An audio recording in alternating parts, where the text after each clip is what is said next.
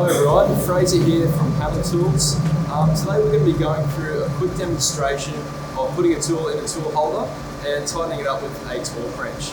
So the reasons why we're going to use a torque wrench is that we always want to be setting up our tools with the minimum run out and the maximum rigidity. So we don't want any distortion in the collet that comes from being too loose or too tight, and we definitely don't want the tool to be slipping in and out of the collet. So a few basic components and parts that we'll go through here. So obviously we have your chuck. Today we're going to be working with a HSK63F chuck with an ER40 collet system. There are two types of collets. A lot of your smaller collets will have a recess at the bottom.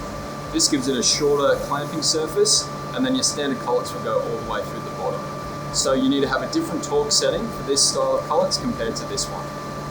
So the next one is we've got your nut. All of the chucks that we supply here as standard come with a ball bearing nut. So this has a inner race which sits on a ball bearing. This will be able to rotate freely as you start to tighten up the tool.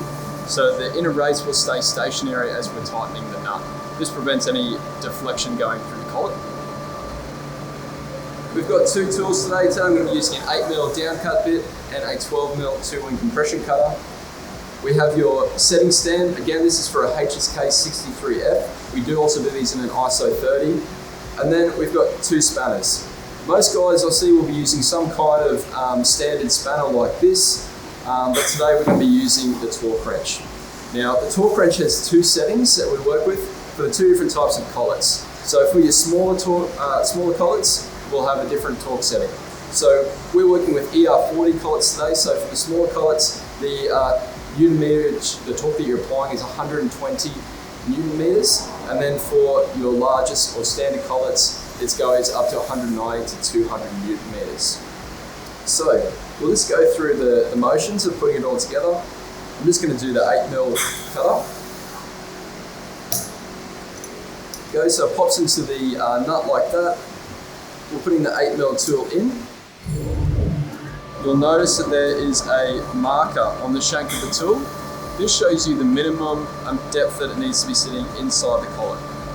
However, you can actually push it a bit further than that, and it's recommended to go deep enough so long as the flutes are not sitting inside the top of the collet, and you don't want the base of the tool to be poking out the bottom. You want it to be sitting flush at the bottom.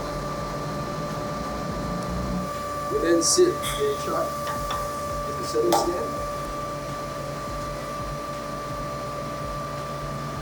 Tighten it up firm with your hands, and then you can take your torque wrench. You see that it's got an arrow to tell you which way to rotate it, and you'll have the base of the handle rotated pointing towards the torque that you're using.